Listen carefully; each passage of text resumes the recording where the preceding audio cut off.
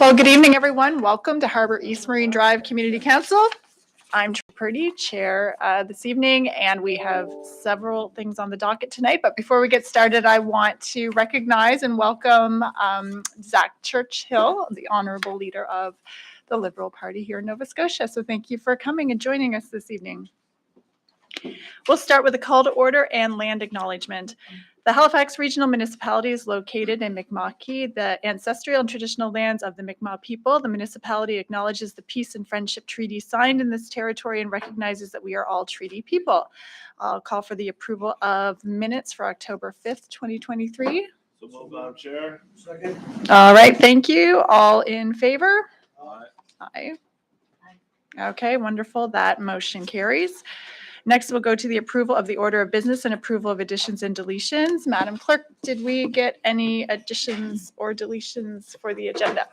Thank you, Chair. There have been no additions or deletions today to the agenda from the clerk's office. All right, call for a motion to approve the agenda. So moved. Seconded. Excellent. Thank you. All in favor? Aye. And none opposed, so that motion carries. Business arising out of the minutes, we have none. Call for declaration of conflict of interests? No. No one's getting out of anything tonight. That's good. Motions of reconsideration, none. Motions of rescission, none. Consideration of deferred business, none. Notices of tabled matters, none. And that brings us to our public hearing for this evening. Item 10.1.1, case 2023-00306, substantive amendment to development agreement for 14 Lake Major Road, Westfall.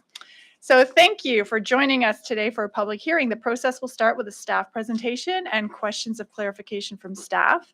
Then the applicant will be given an opportunity to present. And after that, we will go to the public hearing. Speakers can participate for a maximum of 5 minutes. Please keep your comments respectful, on topic, and direct it to the chair.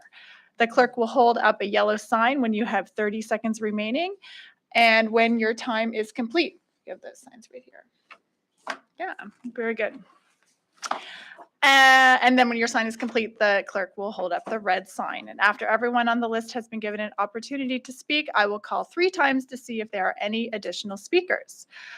So I guess we'll call up our staff. Allison DeBroda, and she's going to give us a presentation. Welcome, thank you.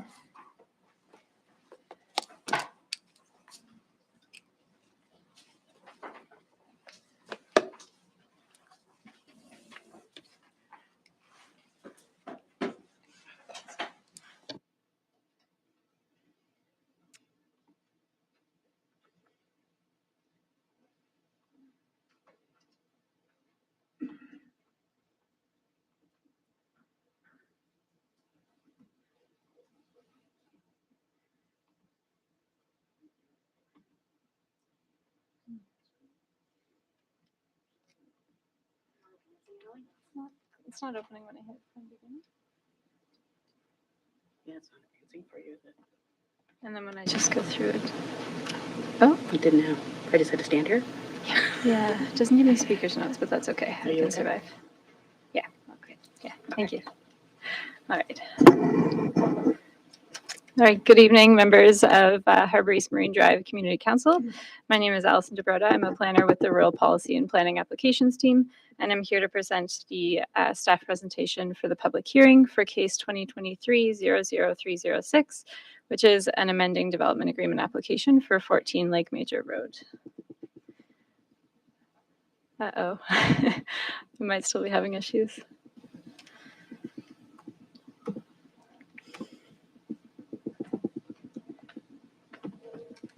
It's just not responding when I click the...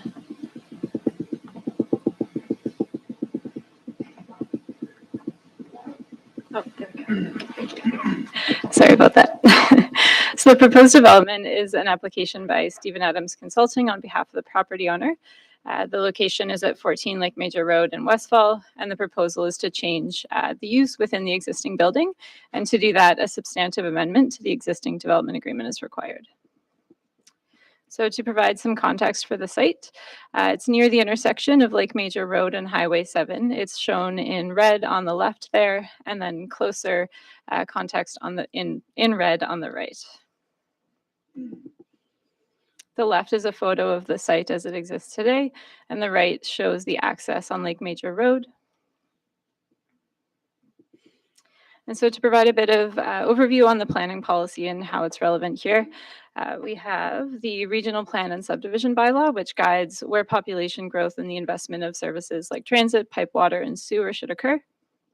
Then we have the community plan, which outlines where, how, and which types of development may occur. Some uses may only be allowed after community consultation and council approval, and that's why we're here tonight. And then we have the land use bylaw, the level of zoning. So this specifies what can be approved without needing to go to council and seeking feedback from the public. So we're going through the development agreement process. Today we're at the public hearing stage. So far we've received a complete application. Staff have reviewed it, conducted public engagement, written a staff report, which was given first reading on October 5th. And after the public hearing, whatever decision is made, we'll have a 14-day appeal period where the decision is appealable to the Utility and Review Board. The grounds for an appeal is if the belief is that the decision of council does not reasonably carry out the intent of the municipal planning strategy. So to provide an overview of the site, there's water service here, but no municipal sewer. The site is zoned C2, local commercial. The designation is residential. The existing use is a property restoration business, and the policy that we're considering this application under is Res 7. So this policy is in the North Preston, Lake Major, Lake Loon, Cherrybrook, East Preston municipal planning strategy. And the policy permits existing commercial operations that are identified in the land use bylaw, but it requires any expansion or change of use to be subject to a development agreement. So council can consider change of use under that policy under a number of criteria. These include things like whether the use can be accommodated on the existing site, whether the use is compatible in terms of traffic generation, noise, odor storage, scale, and intensity, whether there are adequate measures for long-term maintenance, whether the use is obnoxious or considered a nuisance, such as noise, dust, or smell, and whether the stormwater drainage is adequate, and that's especially within the Lake Major watershed.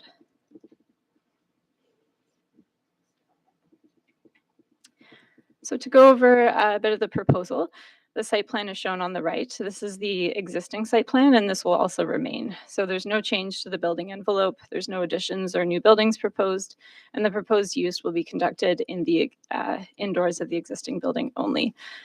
There's been demonstrated a negligible change to traffic volume in the traffic impact statement, and outdoor storage will be limited to being located behind a chain link fence, and that'll be areas for vehicles waiting for repair and pickup. For public engagement for the file, we mailed out 23 notifications of the application. We received 1 individual call and 90 unique web page views. The feedback that we heard included concerns about the cleanliness of the property and whether a change in use would make this worse. In response, staff noted that under the existing development agreement, there's no outdoor storage permitted. So that's regulated today, and it'll continue to be regulated if this use is established on the property under the amending agreement. So the key aspects of the amending development agreement, the permitted use is changing from a building, or would change, from a building and insurance restoration business to an automotive repair and snow removal equipment, sales, installation, and repair business. And right-of-way reinstatement would be completed to the latest standard or specifications. So meaning if any work is to be done in the right-of-way, it would need to be upgraded and meet today's municipal design guidelines. And that would be done through the as-of-right permitting process. So the staff report contained in the staff recommendation contained in the staff report was arrived after a detailed analysis of all the relevant policies and the regional and local municipal planning strategies. And staff recommend that the proposed development agreement as set out in attachment A of the staff report be approved by council. Thank you. I'm available for any questions. Yeah, thank you so much. And now we'll go to questions of clarification from members of council, and we have Councillor Kent. Go ahead. Thank you, Allison. I have a question around the statement of that the use will be entirely within the envelope of and then it was automotive repair and snow plowing. I'm not sure how could they possibly store snow plows and equipment and cars that come by to have their work done. Sometimes those kinds of vehicles are spread out around the business. I can see that the automotive repair would be done inside, but is there a plan for the other things?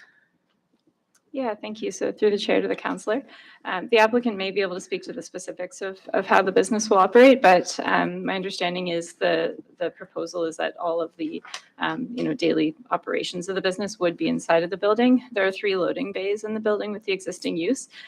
So we were told that the business would be able to operate within that. Okay.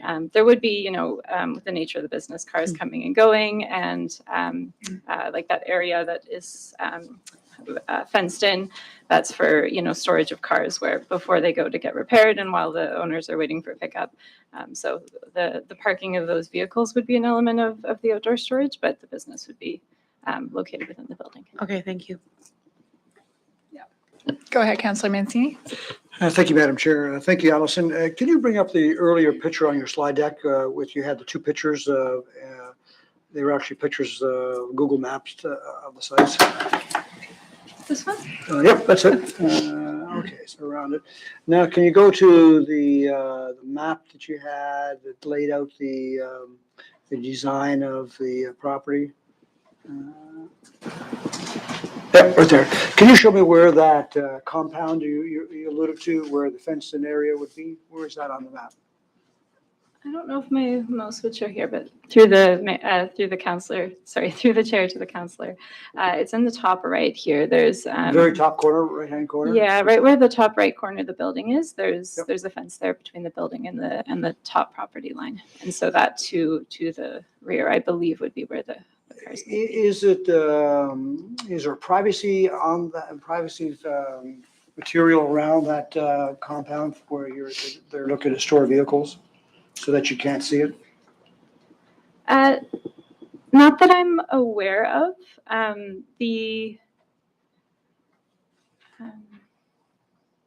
You know what I'm speaking of, right? Yeah, There are residents near around it, so that's okay. Maybe when the applicant comes up, we can ask that. My last question is about the. Perhaps I can clarify, being a neighbor of the property. Pardon?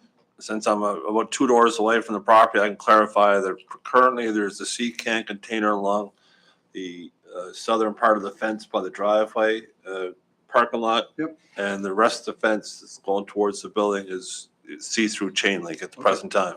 Okay, thank you, Councillor. The next question is around the snow removal. So if we've had experience in District 6 with other companies like that, there can be lots of activity in the middle of the night. Because snow is not a 9 to 5 type of thing. What are they doing to reduce the activity or the noise level? Because what happens in my experience, vehicles are being warmed up, they're backing up. And maybe this is an applicant question also, but are you aware of that, Allison? That they're doing anything to reduce that kind of impact on the community? Yeah, so through the chair to the councillor, my understanding is that the business would be operating mainly during business hours, but we can certainly ask the applicant that question as Okay, well. I'll bring that to the applicant's question. Thank you, Allison. Mhm. Thank you, Madam Chair. Excellent, thank you. No other questions of clarification? Not at the moment? Okay, now I will open the public hearing. Oh, hey, guys, can you turn them off? And yours too, Mr. Mancini. Thank you very much. All right. Moving on. We are opening the public hearing. Okay, so we have calling up Stephen Adams to come up and present for the applicant. From Stephen Adams Consulting Services to provide their presentation. Welcome. Thank you, Madam Chair. Madam Chair, members of Community Council, thank you. My name is Stephen Adams, and I'm representing Mike McDonald of MAC 007 Inc. He is the property owner. I want to address the questions with respect to snow removal. He doesn't operate a snow removal company. What he does, he sells plows and gear to spread salt, installs them and repairs them on site, but he doesn't do any snow removal. Okay? And perhaps I didn't explain that well enough in the application, but he simply installs, sells, repairs, maintains equipment. That okay? So there's not much more to say except that the footprint will stay the same, the building will stay the same. All of the operations that will be occurring will be all inside. For vehicle storage, the only ones that are going to be stored there are the ones that are being repaired. So they may drop something off in one day, pick them up the next day after they're repaired, or people waiting for their vehicles to be done. They may be outside, but there's not going to be any outdoor storage. They've outgrown their site on Main Street. And he owns this property, so it's a great fit. Traffic is likely going to be less than what was previously there. They do 15, 17 cars a day. They've got 5 employees plus Mr. McDonald and his wife, that's 7. It's good they have 15 parking spaces for employees, but unless he does a really big expansion, that's never going to be hit. So that's about it. I wanted to make sure my presentation was shorter than Allison's. I think I did. Mr. Adams, I see that Mr. McDonald just signed up to speak for the public hearing. No? No. Oh, okay, wonderful. Because I was going to say he can use some of your 10 minutes if you're going to be. I'm done. We're You're good. done. Okay, We're do good. we have any questions of clarification for Mr. Adams? Well, I'll tell you why I like it, because the great view of Halifax, that's why. You do that. You planned this to be at night, didn't you? So I couldn't see Halifax, but I'm going to bring myself a picture. Okay, And we'd ask that you support the staff recommendation. Okay, thank you. okay, thank you very much. So we will now go to the public hearing portion. Do we have anyone here that would like to speak to this? Call second time. Anyone here who'd like to speak to this? And third and final time, would anyone like to speak? Close public hearing. All right, we close the public hearing. And okay, so we don't need to go back to the applicant. So I guess, yep, Councillor Hensby's going Madam to. Chair, I'll put the motion on the floor. Thank you. Harbour East Marine Drive Community Council one, approve the proposed amending development agreement, which shall be substantially of the same form as set on attachment A of the staff report dated September 21st, 2023. And 2, require the amending development agreement be signed by the property owners within 120 days or any extension thereof granted by council on the request of the property owner from the date of the final approval by council and any other bodies as necessary, including applicable appeal periods, whichever is later. Otherwise, this approval will be void and obligations arising hereunder shall be at an end. Madam Chair, as a close neighbor of this property, I'm only a few hundred feet away from it. I can tell you that I've seen plus growing up in the neighborhood, I've seen this properties grow from a farmer's market to a farmer's market garden center to Sketchley's heating and ventilation systems to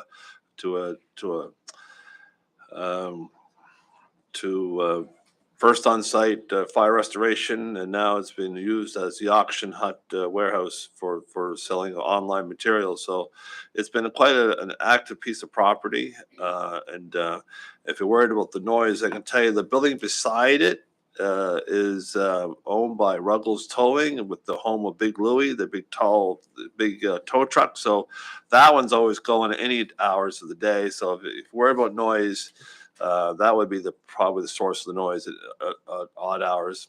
And beside that was also Tow Cycle Shop, which is no longer a Tow Cycle Shop. But anyway, I can tell you this would be a great opportunity for Mike and Melinda to relocate the business off of Main Street. where their activities now, they have very limited capacity on Main Street to get in and out of traffic. As horrendous as across from Memorial Gardens as it is now. Having a traffic light at Lake Major Road is a lot safer to get in and out from the work site to get to the site. So I'm pleased to support this application. Thank you. Excellent. Thank you very much. Any other comments or questions? Okay, wonderful. Call for the question. All in favor? Aye. Aye. All opposed? Say nay. No. And we have passed the motion. Thank you very much. Okay, we are moving on to item 10.2.1, our variance appeal hearings, and we have two of those this evening. The first one is case VAR 2023-00781, appeal of variance approval, 410 Ponderosa Drive, Lake Echo. The process will start with a staff presentation and questions of clarification from staff. And after that, we will open the hearing and provide the appellant with the opportunity to speak, and then open the floor for anyone who would like to be considered as an interested person.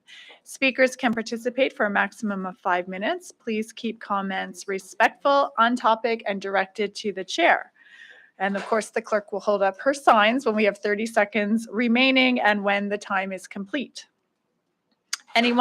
After everyone on the list has been given an opportunity to speak, the applicant will be given an opportunity to address the council. And Justin Smith, I see you are here all ready to go. So welcome and thank you. Good evening, members of council. Tonight we are discussing the variance appeal hearing of case 2023-00781, or more formerly known as 410 Ponderosa Drive. So a little background on Ponderosa Drive. A variance request has been submitted for 410 Ponderosa in Lake Echo to authorize an existing accessory structure that is located within the minimum 20-foot front yard setback. So the variance requested was to accept and basically permit the proposed and existing front shed in the front yard setback. So basically the applicant is requesting a variance of 5.2 feet within the front yard. So for site context, on the left here is the existing garage currently as it is today, and on the right is the land survey and the location certificate that we have requested from the professional licensed land surveyor to basically show and state that where the structure is where it is. So essentially on the right bottom corner, you can see the 5.2 foot setback that they're requesting the variance. So for the consideration of the proposal, the Halifax Charter states that a variance may not be granted based on these three factors that they do not meet. So starting with number one, does the proposal violate the intent of the land use bylaw? So essentially, no. The building setbacks help to ensure that the structure maintains an adequate separation from the adjacent structures and properties and street lines for access and safety requirements. In addition, there's also a natural vegetative barrier currently between the structure and the right of way. So no, essentially will not violate the intent of the land use bylaw in terms of the setbacks. For B, is the difficulty experienced general to properties in the area? No, since 410 Ponderosa Drive is a smaller and narrower property than the other properties in the subdivision because it's an existing undersized lot. And due to the septic system being placed between the dwelling and the right of way, the garage could not be placed elsewhere due to the watercourse buffer in the backyard and essentially the septic in the front yard.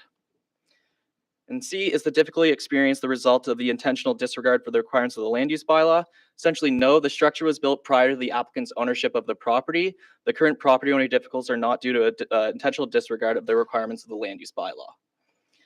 And that essentially leaves us with our two alternatives. So essentially, council may deny the appeal motion, which would result in the approval of the variance. This would uphold the development officer's decision, which is the recommended staff alternative, or council may approve the appeal motion, which would result in refusal of the variance, which would overturn the development officer's decision to approve this existing structure on the property. If you have any other questions, here's my contact information, and thanks. Okay, thank you very much, Mr. Smith. And we have a question from members of council. Go ahead, Councillor Kent. Yeah, thank you. Just to help me understand, so this building is in place now? Correct. Yes. Property owner purchased it? Yep. And it became an issue? Yes, they. What? Sorry. Go ahead. I was going to say they applied for a permit to essentially get power to the structure that was there, and based on it not meeting the requirements of the land use bylaw, it being the required front yard setback, they require a variance essentially to allow it there as today. and the variance, can you put the map up again? It's very hard to see, so I'm looking at it on my phone. What, it's the corner that's at the back against Ponderosa Drive? Yes, correct. It's this front right corner. I don't think you can really see it with the pointer here, but it's the front right corner closest to the street line of Ponderosa Drive there. It's very, very tiny, but it's 4 or 5.2 feet. Which is the picture we're looking at? Yes. And if the recommendation were to go to deny it, Mhm. what kind of thing would Setback. what kind of thing would then be required of this property owner? They would essentially have to either Thank you. remove the structure from the site or move it to the minimum required setback of 20 feet. Okay, All thank right. you. Do we have any other questions of clarification? Nope. Okay. Thank you very much. And I will call for the appellant. Is the appellant here this evening?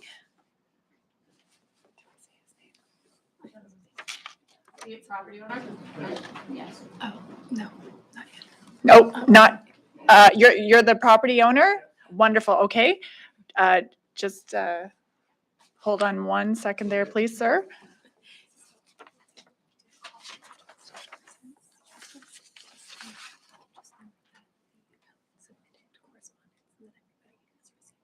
Okay, thank you.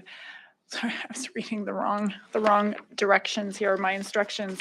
So the appellant is not here this evening to speak, but they did submit correspondence and we've all received that.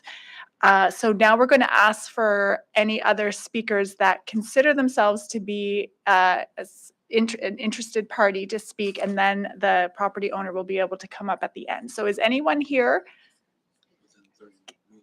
with it? Yes, within 30 meters of the building? We haven't signed up for it, but we didn't know this was on the agenda. I live on the street, but I don't think Within 30 meters? Okay.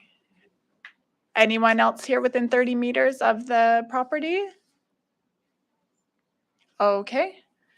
So we will now call the property owner to come and speak. One moment, please.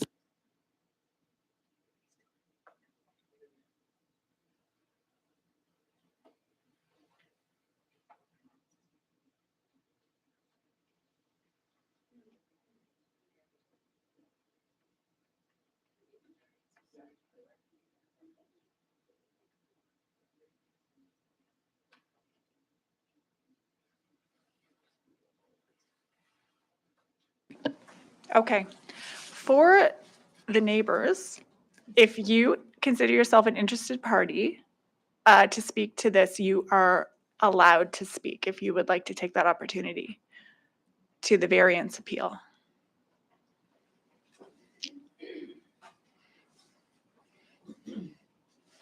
That's great. When you come up to the microphone, if you could introduce yourself, please. And it's wonderful. Thank you.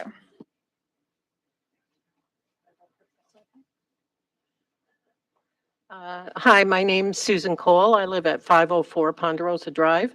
I wasn't aware of this, and I can also tell you that I wasn't even aware that there was a garage on the property, so I don't see any issue that he shouldn't have been able to get a permit to put electricity there. That's all. Thank you very much. Thank you.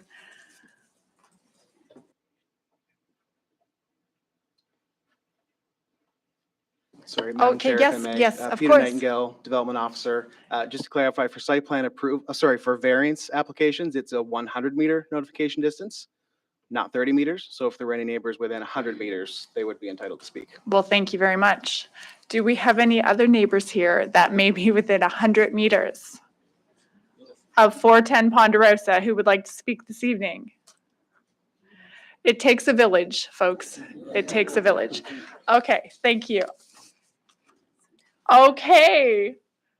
For the property owner, you are welcome now to come. Thank you for being so patient. If you could come to the mic, please, and just state your name and for the public record, and then you have 5 minutes. Hi, my name is Jamie Stratton. I'm the current owner of 410 Ponderosa Drive. Just want to know if you guys have any questions about where the garage is situated. It was there when I bought the house. There's a tree line between the street and the garage, so in the wintertime is the only time you can actually see the garage. The picture was taken from my driveway facing the front. The 5'2" setback is the back corner of the garage. So. If anybody Thank has any you. Does anyone questions. have any questions for the property owner? No, I think we're good. Thank you very much. Thank you.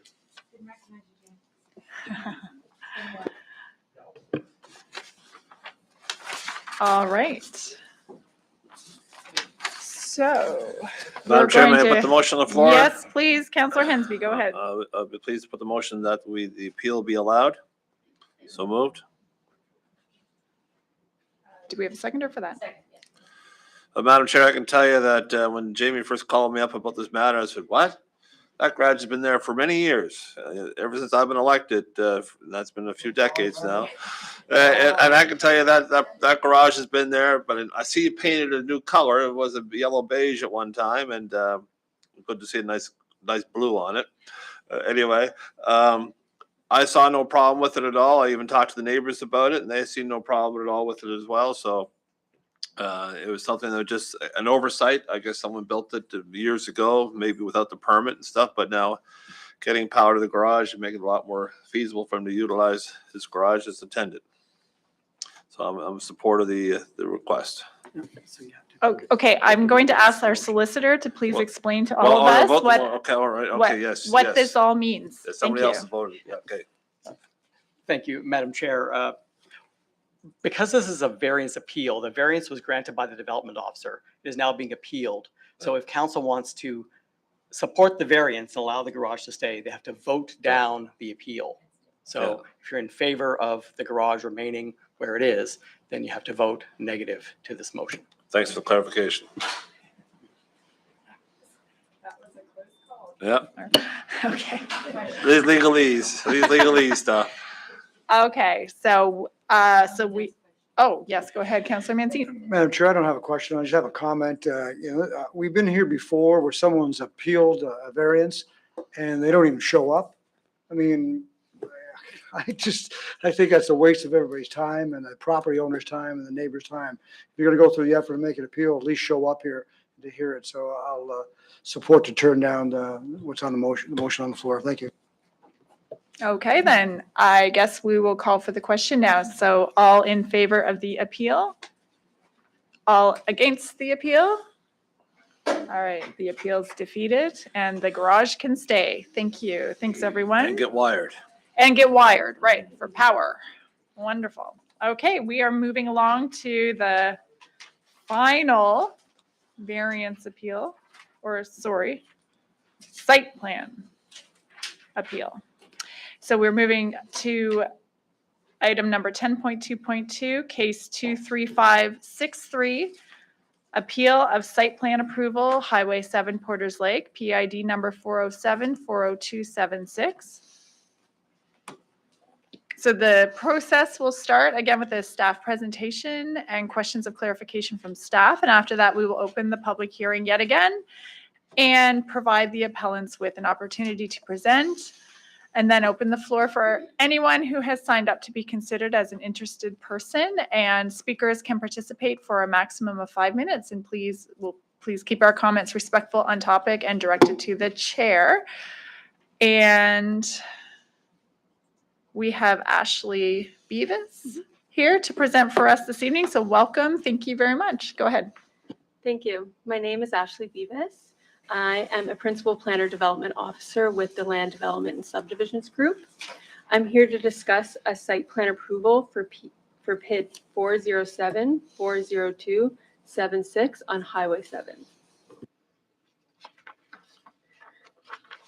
The proposed development is for a construction and demolition processing facility and transfer station and has been reviewed under the site plan approval application.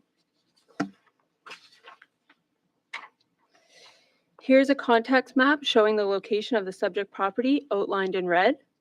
The property has 3 zones: rural enterprise, residential A zone, and C&D material processing facility, which we are going to discuss this evening. Here are some site photos looking east and west along Highway 7 from the proposed access to the site. The municipal planning strategy and land use bylaw for planning districts 8 and 9 were amended to provide greater detail on where and how construction and demolition facilities can operate. Policy P46G, relevant to the MPS, says the C&D zone shall be established in the LUB and shall permit C&D operations as well as CD1's uses. It shall establish controls on setbacks from adjacent uses, provide buffering and screening, landscape measures, regulate access and outdoor storage to minimize impact on adjacent uses. These criteria are included within the zone and form part of the site plan approval. On April 4th, 2019, Harbour East Marine Drive Community Council refused the proposed rezoning based on staff recommendation. The applicant appealed the decision to the UARB, for which the board allowed the appeal and issued an order to HRM to rezone the property in March of 2020.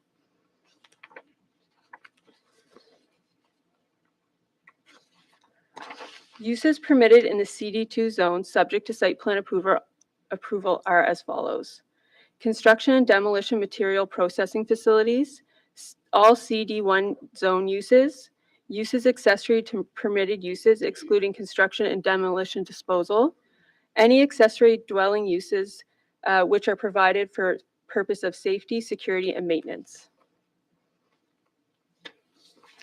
As mentioned in previous slides, the MPS and LUB require C&D facilities to go through the site plan approval process and are required to meet the criteria, which we will look at in more detail on the next few slides.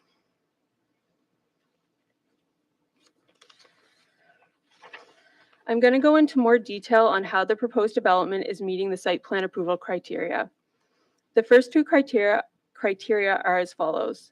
The driveway access to the site shall be located in such a manner to minimize land use impact and adjacent land uses. And separation distances shall be provided from any structure on the site abutting residential or community facility properties. As per the red outline at the bottom of the site, the driveway is located near the center of the larger property. It is approximately 330 meters away from abutting properties to the west and 625 away from abutting properties to the east. As per the red outline on the top right and the site and the blown up portion to the right of the screen, the C&D portion of the property site sits approximately center of the larger 47.83 acre property. 1 building for offices and equipment storage is proposed and located near the rear of the property. A scale house building is located well behind the entrance gates. All off-street loading and unloading areas, stockpiles, processing areas, and parking facilities shall be located on the site such that no aspects impact upon adjacent uses, or street and screening can be in the form of fencing, berm, vegetation, or a combination of the elements. The top red outline is the proposed stockpile location, and the bottom red outline is the proposed processing area. Limitations respecting stockpiling height and size will be reviewed under the licensing of construction and demolition materials recycling and disposal bylaw, which is L200. The processing area is located a minimum of 60 meters from both the front and rear property line, as well as from the C and D2 zone lines. The proposed parking facilities is located 30 meters from the street. Screening is provided in the form of the preservation of 30 meters of existing vegetation, new vegetation along the front, as well as the installation of an opaque fence. In addition, there will be a berm located along the front as well. A landscaping plan shall be prepared and protects the minimizes land use impact on adjacent lands. As well, within the designated side and rear yards, existing vegetation shall be retained unless it does not provide adequate screening. As per the submitted landscape plan, the goal is to maintain and improve the existing vegetation on all sides of the operation and to provide berms with new planting of coniferous trees along portions of the front of the site for screening from the street. The proposal shows 30 meters of natural vegetation along both sides and rear yards, which provide adequate screening.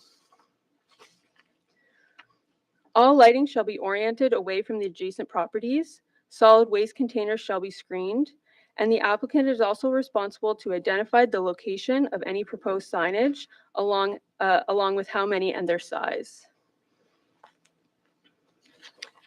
The lights will be directed towards the operation area and parking lot only and not directed to adjacent properties. All solid waste containers will be located in container storage area, which will be fenced and screened. And as per the red outline, there will be one ground sign located at the front of the property, which will be 7.5 meters in height, and the sign face will be 1.8 meters by 2.4 meters. The last two criteria speak to measures including but not limited to lot grading, berms, and are required to adequately address the management of stormwater and surface water. And the provisions that are established to ensure the operation and any required site improvements are maintained to a high standard. The red outline shows the proposed location of the stormwater pond. Details will be provided during the review of the required grade alteration permit as per bylaw G200. The proposed operation will employ staff that will include an operations manager. The operations budget includes provisions of dust control, waste disposal, maintenance of machinery, and overall site organization. Based on the information the applicant has provided, the development officer determined it met the criteria and approved the site plan approval. As per section 247 of the charter, a development officer shall approve an application of a site plan approval unless the matter subject to the site plan approval does not meet the criteria set out in the land use bylaw, or the applicant fails to enter into an undertaking to carry out the terms of the site plan. To be approved, any proposed site plan approval must not conflict with any of the site plan approval requirements of the CD2 zone in the land use bylaw. Notification of the site plan approval was sent to adjacent owners within 30-meter buffer. 7 notifications were mailed, and we received 4 valid appeals. As contained in the report, some of the concerns outlined were noise, air and water quality, impacts from lighting to adjacent properties, increased traffic, visual screening, as well as the impact to property values. Community Council has 2 options. First being approval of the appeal, which will result in the refusal of the site plan approval, or denial of the appeal, which will result in the approval of the site plan approval. Staff recommend that Harbour East Marine Community Council deny the appeal. And that concludes my presentation. Thank you. Mm-hmm. Thank you, Ashley. And now we'll go to questions of clarification from staff, and we'll start with Councillor Kent. Thank you, Ashley. Can you help me understand a little more detail on the role that the UARB played and how that impacts the decision tonight? So through the chair to the councillor, when it went through the the board, they overturned the decision, and so the property is zone CD2, so it would be limited to the uses that it would be allowed for that portion of the property, which is essentially the construction and demolition facility. Mm-hmm. It's very limited. So they've made that decision. That's been taken out of our hands. It still has to go through the site plan approval, which is now it's the site plan approval, which is the basics of where buildings are, where things are happening and such. And the appeals are coming from the public around this. Through the chair to the councillor, yes, that's correct. Yeah, and if the appeals are upheld, what does the landowner then have the option of doing? Through the chair to the councillor. So if you approve the appeal, which would deny the site plan approval, The only real option is that they could come back with another application, but different from, like, they would have to make changes to their current application for us to review it. Then if we got to a point we could approve it, we would then do the notification again, and Start again. it could end up. Does it go back to UARB? To the chair of the council? No. Thank you. Okay, thank you. Do we have any other questions or clarification? Go ahead, Councillor Hensby. Could you clarify further processes that could be involved if this approval of appeal occurs tonight and the site approval is denied? What other recourse does the property owner have, just for clarification of the record? So through the chair to the councillor, do you mean if you deny it, which we're recommending, so they would be approved for the site plan approval? No, if we approve Okay. the appeal, they Yeah. deny the site, do they have a recourse to go to the Supreme Court on judicial review? Through the chair to the councillor, I would probably refer that to legal counsel. I'm not 100% sure with that.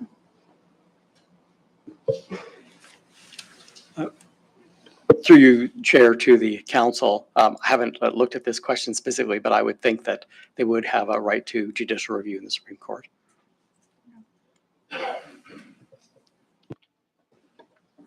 Okay. Go ahead, Councillor Minsky. Ashley, could you bring up the slide again that shows the criteria we need to be looking at to either approve the appeal or deny the appeal?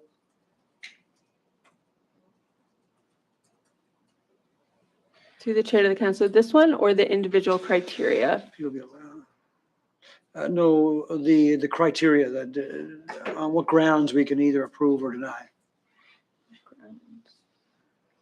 So through the chair of the council, there's Several, yeah. Yeah, all these criteria, the ones that are within the land use bylaw that we reviewed. So there's quite a few.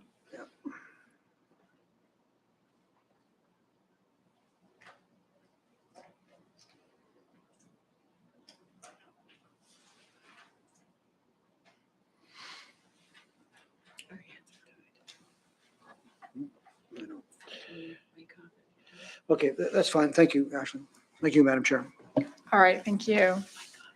I think that's it for our questions of clarification. So now we will go to the first appellant who has signed up to speak this evening. The first one is Braden Thomas. Welcome, Braden. You have 5 minutes.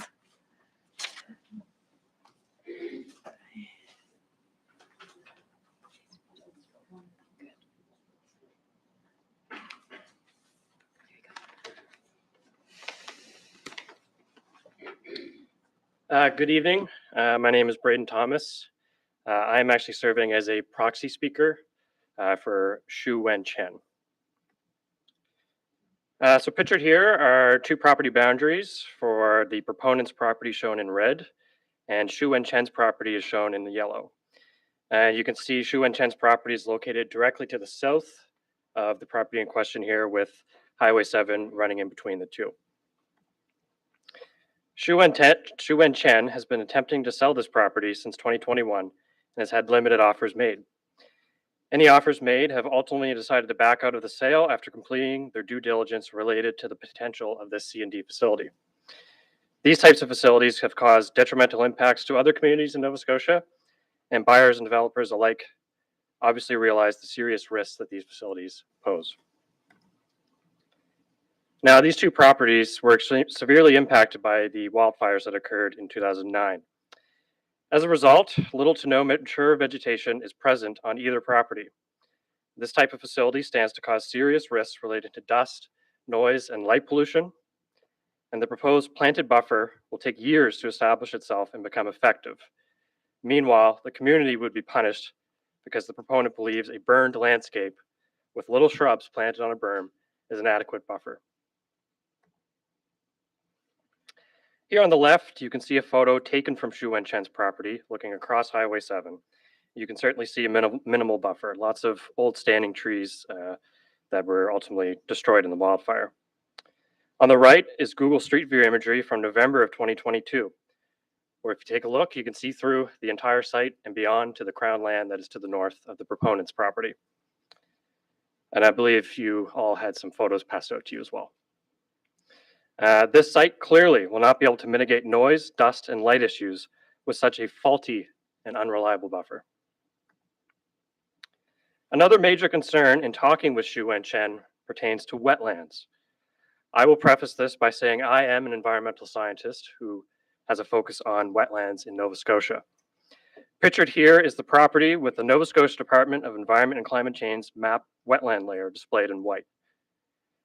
This layer is known to underrepresent the amount of wetlands on a landscape, and it's tradition for facilities such as this or residential developments to have boots on the ground, someone go up and map where wetlands actually are. Displayed here is the same layer, but also displayed here in orange showcases presumptive areas of wetland habitat that's not included on the site plan. These areas have been determined from aerial imagery and visual observations along Highway 7. The two smaller green diamonds closer to where the driveway is are small areas that are potential wetland that would need further assessment to determine. Simply put, the most recent site plan is not accurate. It does not show or display these areas in orange. This site plan has missed numerous wetlands and has serious implications for not having true locations as it pertains to both wetland and watercourse buffers and impacts. Displayed here with this arrow, this wetland is completely unaccounted for in the proponent's site plan and appears, based on my best interpretation, to be in the area of the processing area and would be an illegal alteration. This wetland is partially mapped, you can see here in white, by the provincial layer, but it is underrepresenting its presumptive size. You can see the proponent has a driveway entrance started just to the south, and based on the site plan, stands to illegally alter this wetland with driveway construction and also construction related to scales. This wetland is part of a large wetland complex consisting of a large fen wetland, which is mapped by the provincial layer in white. Unmapped, however, is two large portions of mature tree stands directly connected to this wetland. Doesn't take a genius to figure out why these areas didn't burn in 2009. They're wetlands. The orange portion here with the left arrow appears to be within the footprint of the stormwater management pond and forebay and would be another illegal alteration. Here's another example of an unaccounted for wetland that the proponent is planning to illegally alter for parking on site and for excavation and development of raised berms within the proposed buffer. This is a swamp that is either recovering from disturbance or is newly forming since the wildfires due to lack of water control on the burned landscape. If this proposal is approved, the second the proponent illegally alters wetland habitat, it will be notified. Here's an overview of watercourses on both properties. As you can see in blue, two main watercourses run through the proponent's property into Xu Wenchen's. Xu Wenchen is deeply concerned with possible runoff and contamination, such as in Harriet's Field. Thank you. That's my time. Yes, thank you very much. Do we have any questions? Yeah, go ahead, Councillor Mancini. Thank you, Madam Chair. Thank you for your presentation. Has there been any confirmation of your proposed, the additional wetlands that you've identified in your presentation? Other than yourself, have you worked with staff? Have they looked at that? You're claiming there's wetlands there. Do we have any confirmation of that? Yeah, through the chair to the councillor. As far as my best interpretation, I'm relying on site plans. Right. Myself and Xu Wenchen are interpreting those site plans. To our knowledge, there has not been biophysical assessments done on the property, which in our belief is a cause for major concern. Okay, thank you. Thank you. Any other questions? Go ahead, Councillor Hensky. Just further to Councillor Mancini's question, I was hoping there might be some clarification of the source of the mapping that you had for the demarcation of the wetlands. If anybody want to question your assumptions or your interpretation, they want to know where that source of information came from. And I know the time ran out, but is it possible you can just show your downstream impacts? You just got to the water course and hydrology of the site and the proxy person you're representing, but I think the bigger picture is on the downstream impacts, which he didn't have a chance to show, but I want to know if the councillors have seen that in the presentation or not. Yeah, if I may display it on the screen. You may. Go ahead. Yeah.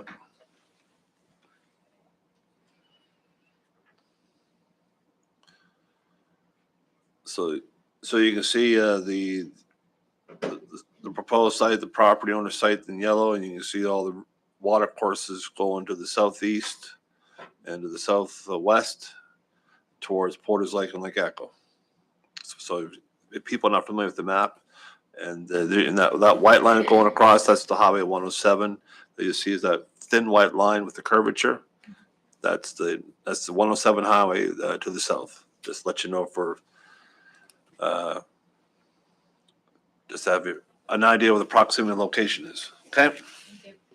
Thank you. And thank you again, Mr. Thomas.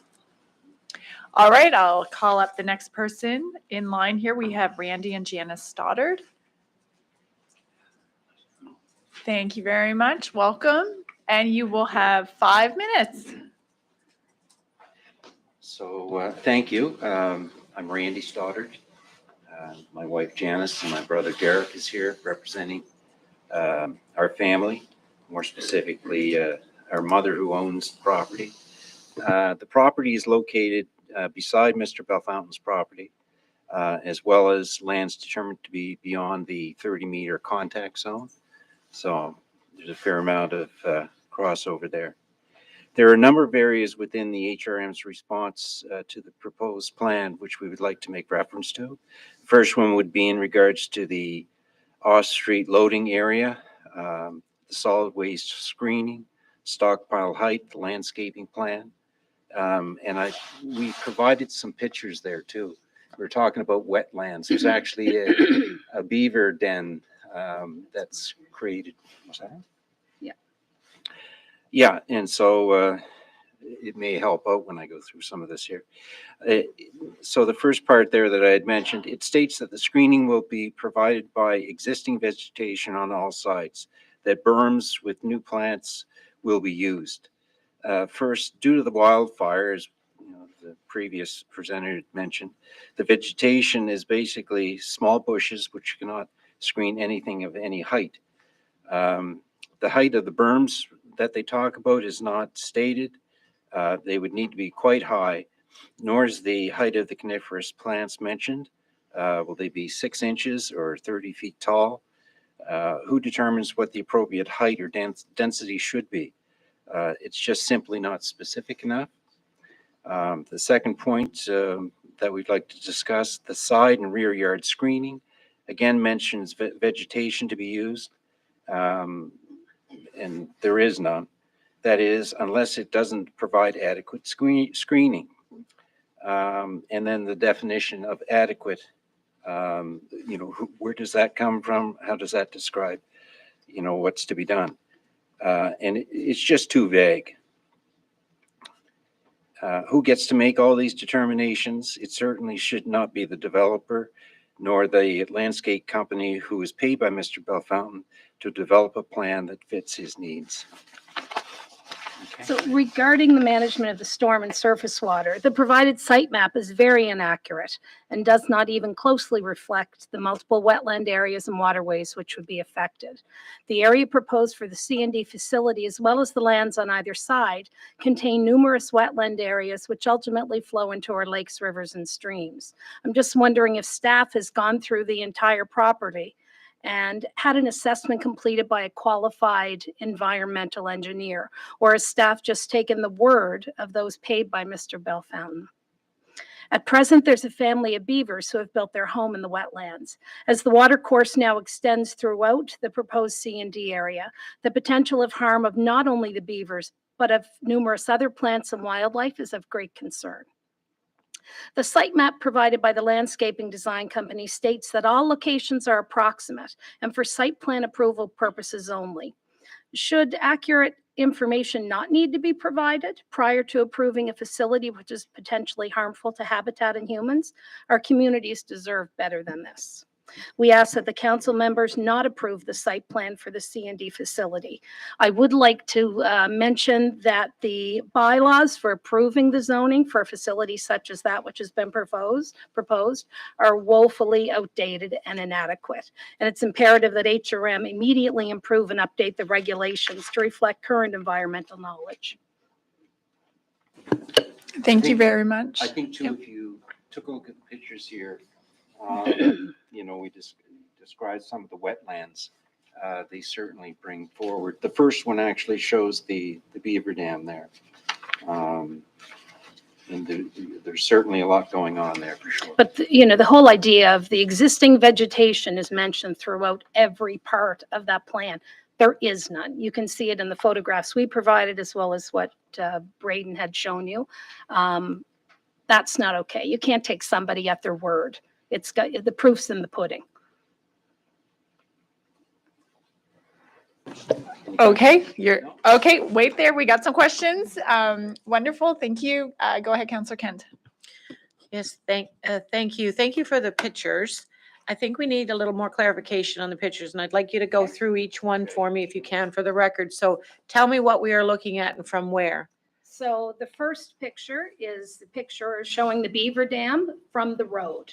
So this is from the number 7 highway. Yes. Looking into the property. Into the applicant's property. Yes. The property, and it's a very long parcel. Yep. Can you give it, is it to the left or right of the driveway? It would be to the right of the driveway. Right of the driveway. And the next one? The next one is an additional picture also taken from the number 7. Yes, so it's looking back into the wetlands also but to we the right didn't of have the a driveway. panoramic view, so that's sort of So is the that, next one over. is that sort of a it's Yes. not the same as Yes, this one? it is. or It's just the left-hand side. Yes. of From a the different lot. angle, so we're Yes. looking at 2 bits of it? Yeah, Okay. exactly. Got you. So the next photo is of the wonderful existing vegetation from the road, And of is, which there is none. so is that to the left or to the right That of would the be driveway? to the right of the driveway. And the right of the driveway is fairly significant because it's saying that the site plan on that we've received Yeah. is 650 meters, I think, from the next adjoining property. So would this be likely in that 650 meters, or would it be looking at where the site is? It would be looking at where the site is. In your opinion? Yeah. Okay. Next one? So the next one is actually taken from inside. I walked up the driveway to take the photo. And the next few photos are from different locations within the property where the different facilities would be built. Again, showing the existing vegetation. And so you're saying that you are within the parcel that has been identified as being the site within the site plan? Yes. Okay, thank you. Yep. And the next photo is actually standing on the site, looking back toward the number 7 highway. You can see the telephone lines and the And the poles there. trees that you would see there would be on the other side of the road. Yes, you can see some taller trees, but that's not on. And again, for clarity, you are standing within what has been presented as the site plan area. Yes. Thank you. Thank you for your time. Any other questions of quick clarification from members? Yep, go ahead. Just to clarify on that last picture, the taller trees, it's kind of odd how that wildfire burnt back in 2008. And some areas got skipped over by the way the winds blew that day. And so you see how some mature trees were spared the fire, whereas the site itself, they're quite correct. It's quite barren. Yeah, and I think what the separation there is the number 7 highway too, so that would have had a buffer for the fire to jump Yeah. the road, which it didn't, so. Okay, thank you. Thank you very much. I'll call the next appellants. We have Cody White and Natasha Warnell White. Are they here this evening? No? Okay, we'll move on.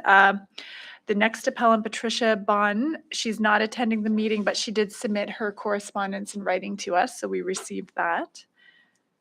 We have some interested persons who have signed up for consideration. So I think how we do this is I'll invite them up one at a time, and they explain why they consider themselves to be an interested person. And then as council, we allow or disallow the 5-minute Okay, so the first one on the list is Mike Thomas.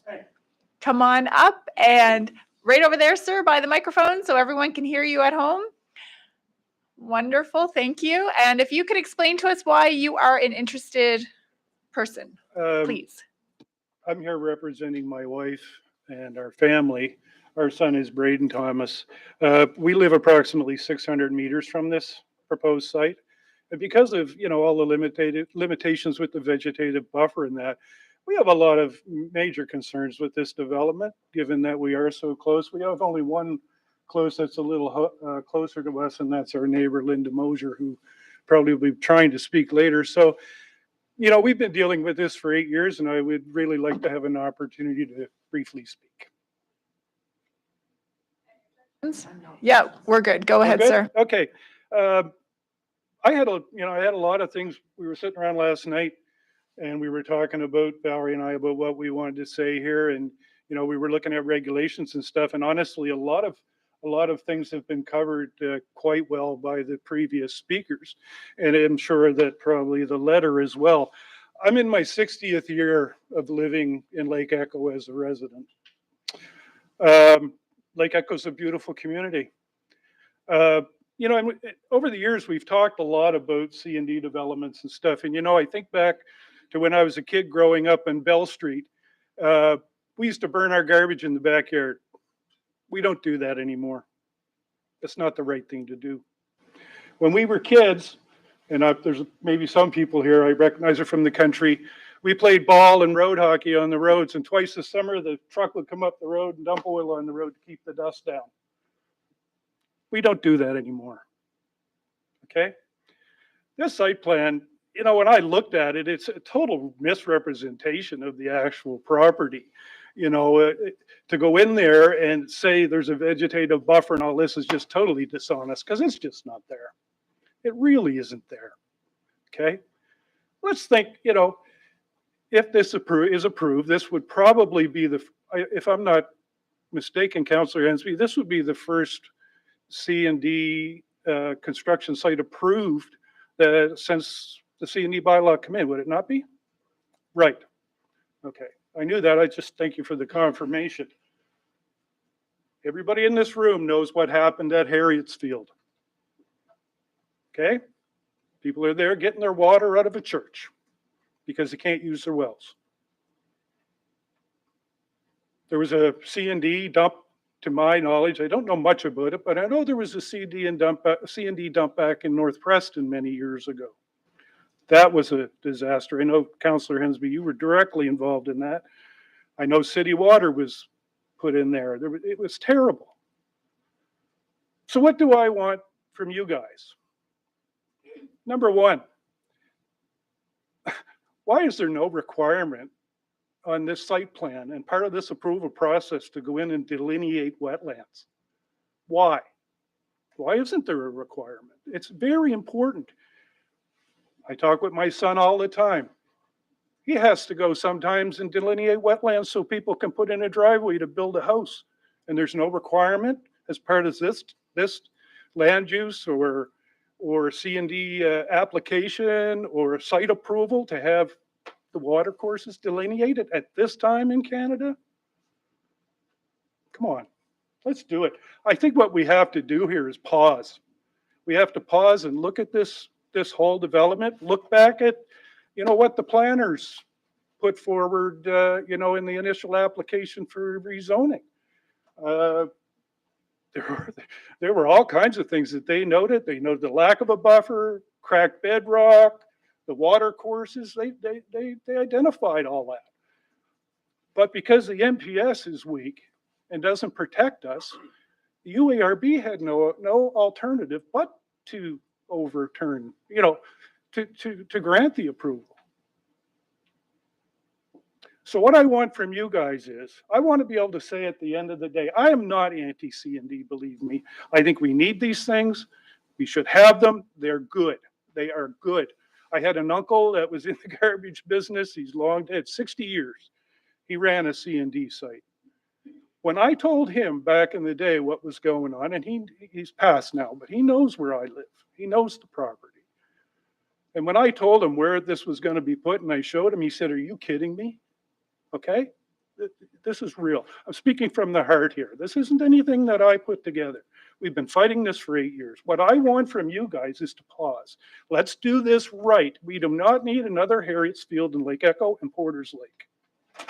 This is not a good spot. The planners during the application process identified that. What I want from you is we don't do that anymore. Let's make it right. Thank you. Do we have any, sir, may I ask you to go back to the microphone? We have some questions here. Thank you. Go ahead. It's more of a point of clarification from what Mr. Thomas has said, is that Harriet's Field got polluted groundwater, and they're looking for central water services to counteract what was lost. North Preston already had centralized water. The C&D site there got closed because it violated the environmental permits. It was not resorting the materials. They were shut down by the province because they weren't doing their license properly. So I want to make sure that the two inferences are not getting confused. Yeah. Thank you. I believe I had 30 seconds left, so if I could use that, I forgot about one comment that I would actually like to make. One of my main concerns is if you approve this and he gets a grade, Mr. Bellefontaine gets a grading permit, stuff's going to start showing up there. He's already dumped on that property illegally. He dumped the Gordon Bell School there, and he was ordered to clean that up. That's a fact. So come on, let's do this right. Let's not do this anymore. Thank you. Thank you very much. All right, calling up our next interested person, Linda Mosier. Linda Mosier? Oh, yes, you can.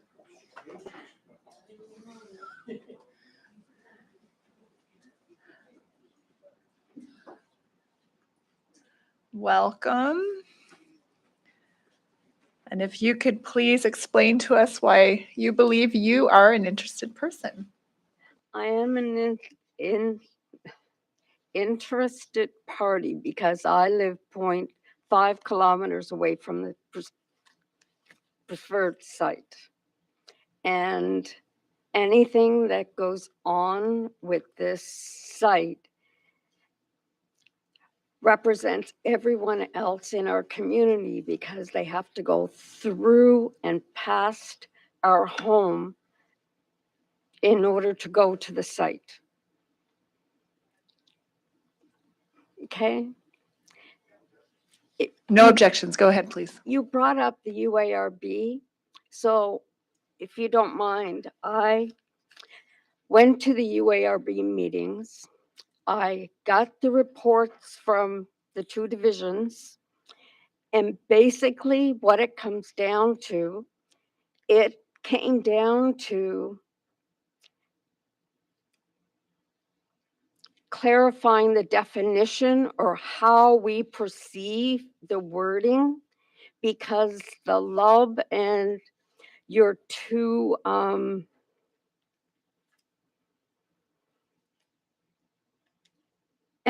if you know what I'm trying to say, did not cohesive. One said one thing when you looked it up, the other went against what one was saying. So it came down to how it was perceived, and that's how the decision was made. And Mr. Hensby, you knew I've sent you numerous emails. You read over, hopefully, the reports that came from that. But I did send an email prior to this hearing, and I asked if the planners had gone through all the documentation that has been sent, that all the residents have sent in, because for the rezoning, even though it was for the rezoning aspect, it also represents what everyone is talking about today. It represents the C&D that is going wants to be put in our community.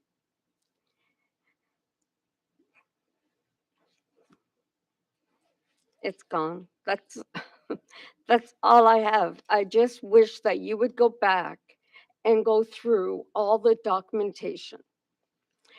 If there was been numerous emails that has been sent, there has been other reports that has been sent, and I asked you today, have you gone through and read any of the information that pertain to the rezoning? Anyone? Do you mean all the correspondence that we've received? Yeah, yes, we're expected to read everything that comes into us, and I know, I think I have. and Okay, you I have gone assume everyone through else it? has. Yes. Because that speaks to why this shouldn't be put through. And from what I heard tonight is that if it's turned down, then Mr. Buffountain can come back and change things, and then it will come back to you again. After 8 years, C&D facilities belong in industrial parks, not in residential communities where children play. There's bus stops, there's daycare. That is not where a construction demolition is to be placed. Okay.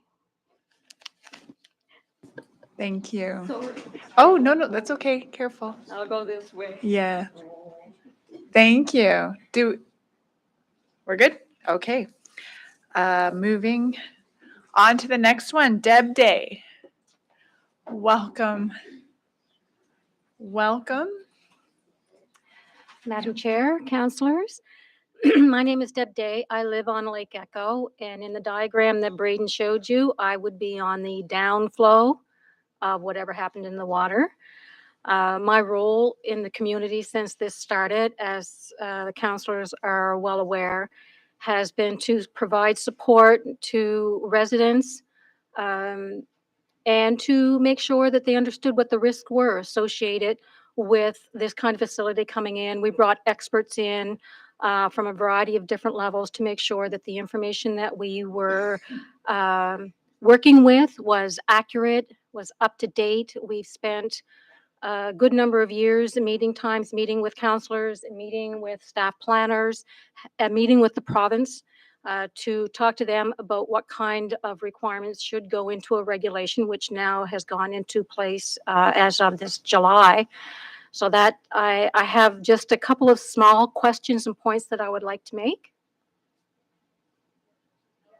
No objection. Go ahead, please. I promise I will be short. Some of the comments that I was going to make were brought up by Mr. and Mrs. Stoddart, so thank you. Another one was brought up by Braden, and looking at the comment that to a high standard. Well, my first question is, what is that? Where is your definition of high standard? What definition does a planner have for high standard? Does that match the definition of the people who are working for Mr. Belafontaine? What is their definition of high standard? What is his definition of high standard? Do they meet the same? So that tells me, as someone reading this report, nothing. It tells me nothing. There is no criteria based on it. It's just words. When we look at the comment about noise will be handled under a bylaw. Well, I don't know if you've ever had people playing drums in the house next door to you at 2:00 in the morning and tried to get some reaction to that. I'm sorry, but the bylaw doesn't always defend you when you need it the most. First of all, police might not always be available to come and deal with that.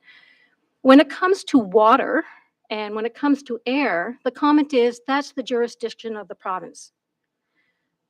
And my question is, really? The problem is starting at a municipal level. So why should it only be the problem of the province? Why should there not be a collaboration between the two levels of government that will allow you to build something cohesive and tight together? And I know that the Halifax Charter states that it should be 30 meters. Sorry, sound doesn't stop at 30 meters. The water pollution that could come off of this doesn't stop at 30 meters. The asbestos dust that could go into the grounds and the air around these properties does not stop at 30 meters. 30 meters might be adequate if you were in a subdivision development in the middle of a suburban part of Halifax or Dartmouth, but not in a rural community. Not for this kind of facility. As a certified risk manager, as a Canadian certified risk manager, I look at something like this and say, the criteria that you're using, what are you using that against? Which risks factors? You're using the same criteria for the building we saw tonight as you are for this kind of facility. If it was a fish plant that you were going to be basing this criteria on from a development perspective, would have different risk criteria than it would be for a C&D development. Why are the development criterias not different by application type, by business type? Because the risk factors are entirely different. So when I look at the criteria, the term was already used tonight, woefully inadequate. Now, I realize that decisions need to be made on the existing criteria. I realize that reports have to go up to management and they had to be approved by management. I realize that reports are then going to go to legal counsel and they are going to look at it to make sure that everything is okay, because whatever the report and the decision is has to be legally defensible. As we have heard from the solicitor already tonight, there is the potential for this to go to a higher court. I understand that. But there are so many vague comments in this report that I don't know how that decision could be made, including the comments around the height of trees. Portions. We're going to plant trees, coniferous trees on portions. How big's a portion? Where is that portion? I look at that drawing and it's an artistic rendering from a landscape company, but there is no definition specifically on where those trees are going to be planted, how big they are, what's the anticipated growth time in order for it to provide what level of buffer. A lot of that criteria that I, as a certified risk manager, would ask questions and want to see in a report are absent in this one. Thank you. Thank you. Do we have any questions of clarification? No, thank you very much. All right. Amy Gunderson, come on up. Thank you. Hi, thank you. So my name's Amy, and I'm here to speak on behalf of Nature Ridge Homes and the Nature Ridge subdivision located directly behind the proposed C&D facility. After roughly 4 years of planning and engineering, Halifax approved Nature Ridge for construction in May of 2016. The subdivision would be comprised of 8 phases Yep. with 200. We have no objections. Okay. Just want to make sure. Go ahead. The environmental investment on Nature Ridge is significant, especially in wetland enhancement. The community, Nature Ridge community, will sensitively grow in a way that will sustain the area's natural ecosystem and preserve space for wildlife. Several ponds, streams, and Jack Weeks Lake encompassed in Nature Ridge are a haven for many animals, plants, and aquatic life. The lands in Nature Ridge sit directly behind the land where the applicant proposed building a C&D facility. This is extremely concerning for our companies and for the residents who reside in Nature Ridge. The criteria that Halifax considers when deciding whether or not to approve building permits for projects such as this one proposed by the applicant is terribly inadequate. New criteria created based on specifics of the businesses being proposed to better inform decisions about approval of development applications. This proposal before you doesn't examine the economic impact it will have on already established businesses in the area and the economic value that they will provide to the local community, nor does it give adequate considerations of all of the environmental, social, and health impacts that this type of business would cause. Additionally, real estate value is not something that is considered in this application. However, we respectively argue that it should be. We have a subdivision full of extremely fretful residents who have invested in Nature Ridge. They are rightfully concerned that the C&D site plan be approved. Property values will drastically decrease, and potential real estate opportunities will be diminished. One of our companies, Nature Ridge Homes, builds single-family detached homes in Nature Ridge. We currently employ 6 full-time employees. The economic spin-off of that resulting from construction of our homes and development of infrastructure and lots in Nature Ridge is far-reaching in the Eastern Shore community. We employ dozens of local tradespeople for the construction of our homes and help support the growth and sustainability of local small businesses and purchasing construction materials from them. The proposed C&D facility has directly impacted our home sales. Numerous times we are amid negotiations with clients who ultimately chose to walk away and buy homes elsewhere because of the proposed C&D facility being within such close proximity to Nature Ridge. The saleability of homes and lots in Nature Ridge will undoubtedly continue to be hindered should the C&D site be approved and the C&D facility be constructed. Employment opportunities for local tradespeople have already been lost and will continue to be lost as sales are impacted. A huge concern for all of us is the capability of the applicant being able to fully mitigate the physical noise pollution that the C&D facility would generate. Let's face it, processing happens at this site. The applicant has said there would be loaders, excavators, dump trucks, and forklifts at the site. We'd be naive to believe that the noise of trucks dumping, heavy machinery operating, and the crushing, cutting, and grinding of materials, and machinery lifting and carrying construction materials, or the dust generated by such processes, could be minimized to a level that would not affect the overall health and enjoyment of families in our neighboring homes and in Nature Ridge. Noise and dust travels far, that's indisputable. Our company owns numerous excavators, dump trucks, and other heavy machinery. We know for firsthand experience that engine noise these kind of heavy equipments generate, as well as the noise they produce from lifting, moving, and dumping various materials, is very loud. It would be impossible to mitigate the noise so that it would not affect the enjoyment of our neighboring properties. It's not reasonable or fair to subject a residential community to a lifetime of this noise annoyance, not to mention the pollutants and contaminants that this business would create. Another fear that cannot be ignored is the risk of spontaneous combustion of stockpiled C&D materials and the risk that it would pose to Nature Ridge and surrounding properties. It's impossible for the applicant to fully mitigate this very real and dangerous threat. It happened before. The operator of a waste transfer station and C&D debris disposal site in Kemptville, Nova Scotia had an out-of-control fire caused by spontaneous combustion in an 80-foot high C&D debris pile on March 22nd, 2016. The fire burned for several days, which led to Environment Canada issuing an air quality warning for Kings County. Given that this fire occurred at a licensed C&D site, there were supposed to be safeguards in place to prevent this. However, it still happened. The closest fire station to this proposed C&D facility site is in Lake Echo, roughly 4 kilometers away. The station is volunteer only, so it is not staffed 24/7.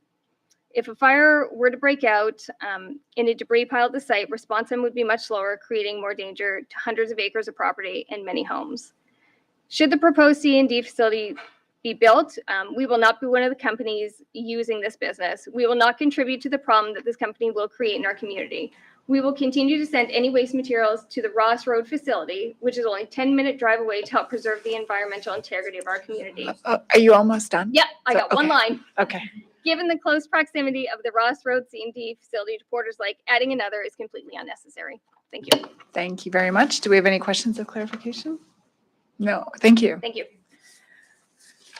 Okay, I'm now going to ask if anyone else would like to speak and tell us why you would be an interested person. Is there anyone else in the gallery who would like to speak? Yes, come on. Come on up, and if you could explain to us why you are an interested person, please. And please state your name for the record.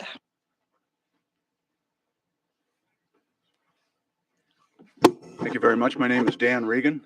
I'm a resident of Lake Echo, been there since 1990, and I'm one of the founders of the Lake Echo Watershed Association.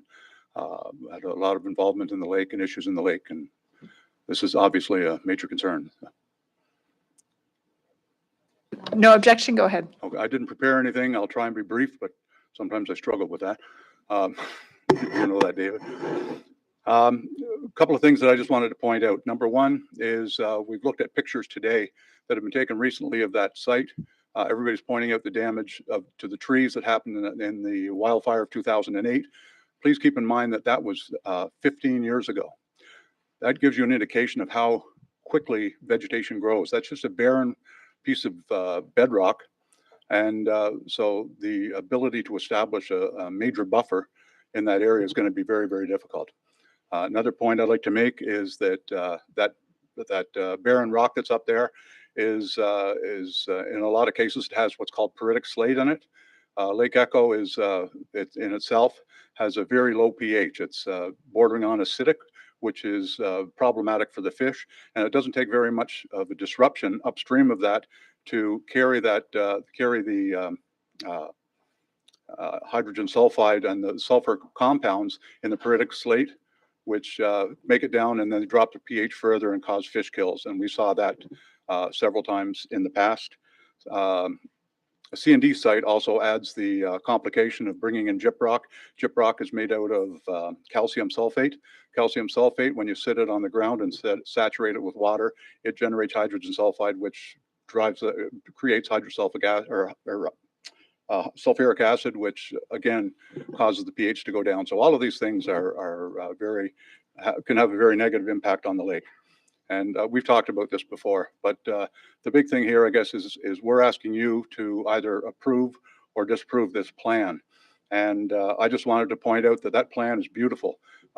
Great illustrations. It looks like they've addressed every single point, but who's going to be there in 5 years and 10 years to make sure that all of those aspects of the plan are enacted? We've already seen, no disrespect to the developer, but we've already seen him burying stuff illegally on that site and at other sites in the province. Anybody can put up a beautiful plan like that, but we're the ones that are going to have to put up with the effects of it down the road. So I ask you to please consider that. Thank you. Thank Do you. we have any questions of clarification for the speaker? Nope. All right. Thank you. Oops, sorry. Thank you very much. Do we have any other speakers who would like to speak to this in the gallery? Call for a second time. Any other speakers? Third time. Any other speakers? No. Okay. I am now going to ask the applicant to present their case in response. Hi.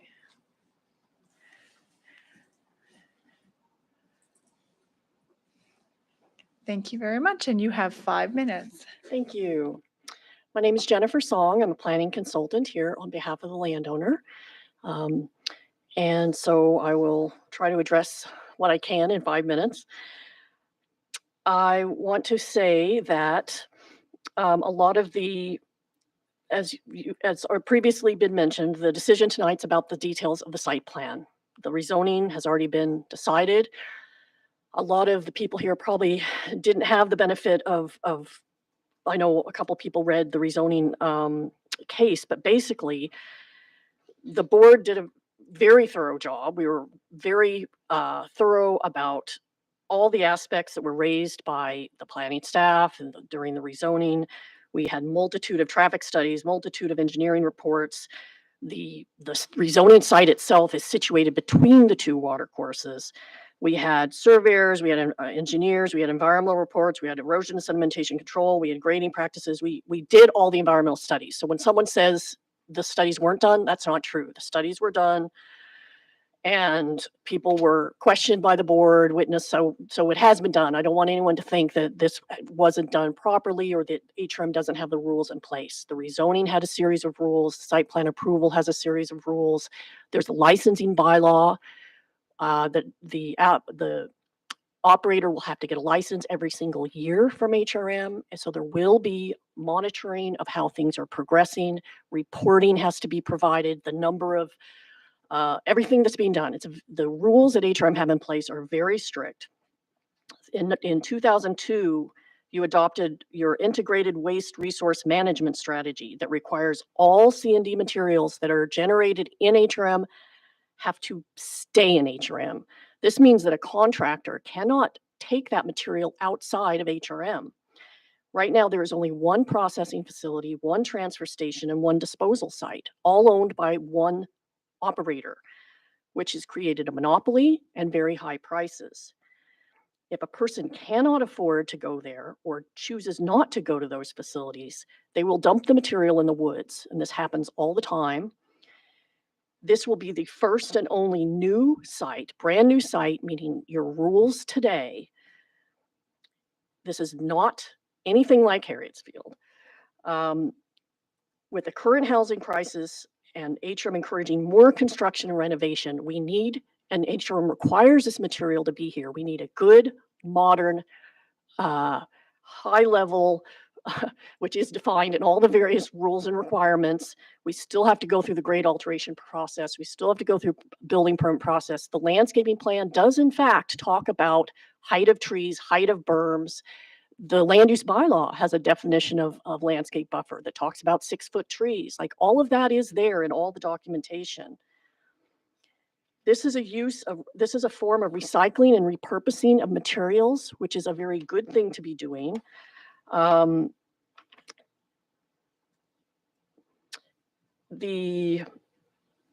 This is very, very important to the construction industry and the housing situation that we have now. This site was specifically located to be away from water courses. It meets and exceeds all the requirements for setbacks and buffering. And so we are respectfully requesting that council please support the staff recommendation, turn down the appeal, allow the site plan.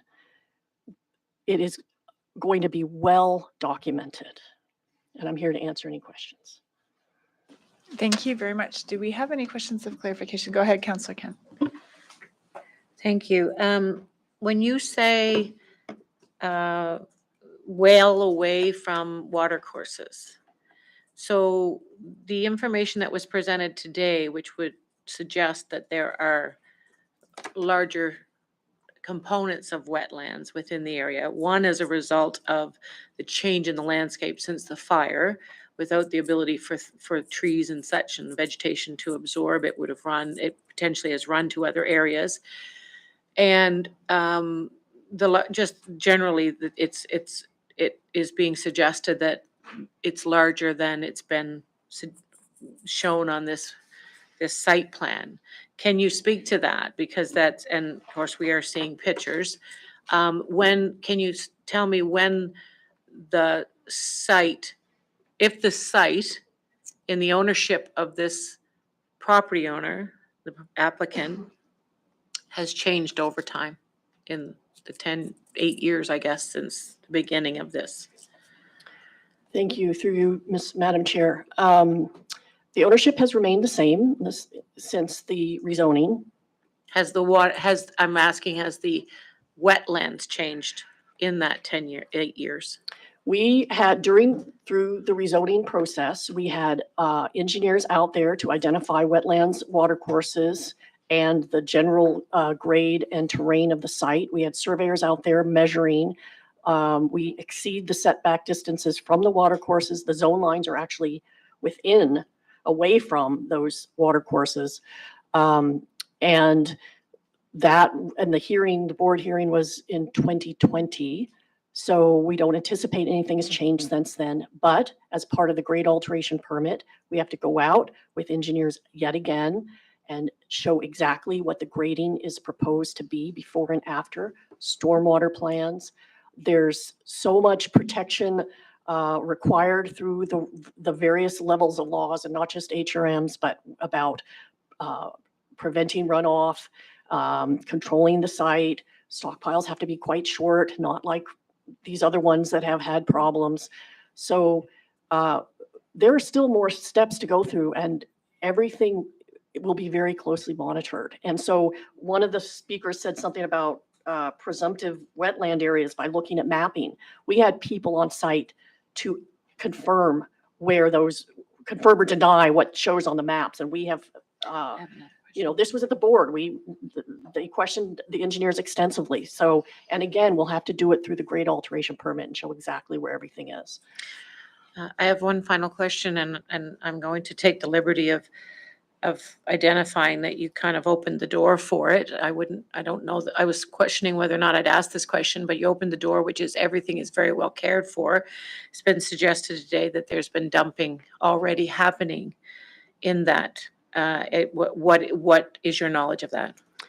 Through you, Madam Chair, my understanding is at one point in time before the rezoning, there had been some inert materials, which were like concrete type materials and some rebar. Okay, they should. I don't know about the recent Oh, activity. sorry, just to remind the audience in the gallery, we're not to make any verbal noises. Thank you. So I don't know much more than that, but I will add that illegal dumping is happening everywhere. You may not realize it, but it's happening throughout. And so by having monitoring of this site and having, environment investigated that situation, declared it was inert, and it was cleaned up. So that's all I can say on that point. All right, thank you. Do we have any other questions of clarification? No? Okay, thank you very much. Thank you. I'll call for a motion to close the public hearing. Okay, seconded by Councillor Mancini, and that public hearing is closed. What are the wishes of council? Madam Chair, I'll put the motion on the floor that the appeal be allowed. I also want to acknowledge the correspondence that were received by Josh Norwood of Nature Ridge Homes, as well as Robert and Bernadette Ferguson. That was also received by email. I want to make sure they were noted on the record. I want to take an opportunity now to thank the residents that came. Okay. Okay, thank you.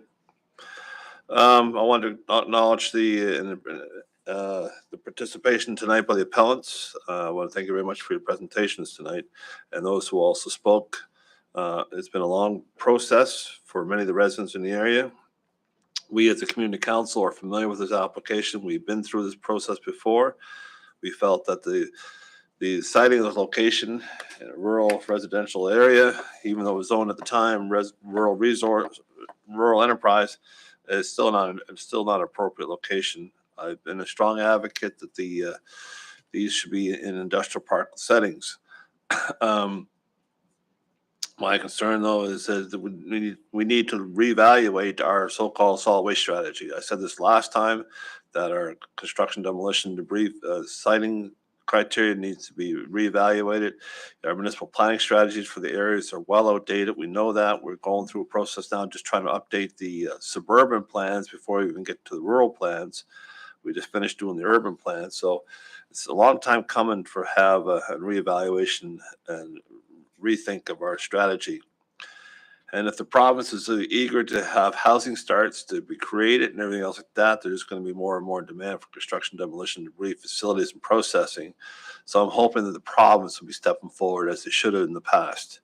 The previous MLA for the area could have done an option in regards to expropriating the property from the property owner, and expropriated property from the municipality and industrial park to resite it, or provide their own property in a provincial industrial park. And I'll be advocating to the new MLA for the areas that this is affected to do that. I believe it's the appropriate thing to do. So, Madam Chair, I'll be standing with the appellant, and I support the appeal. All right, thank you very much, Councillor Hensby. Go ahead, Councillor Kent. Thank you, Madam Chair. So I'll start with, there's a lot to take in here today and give consideration to. Want to say how much I appreciate everyone coming in and us being able to hear your thoughts and concerns. Again, I do recall very much the debate and the considerations that we had brought forward that led us to the decision not to support the original application.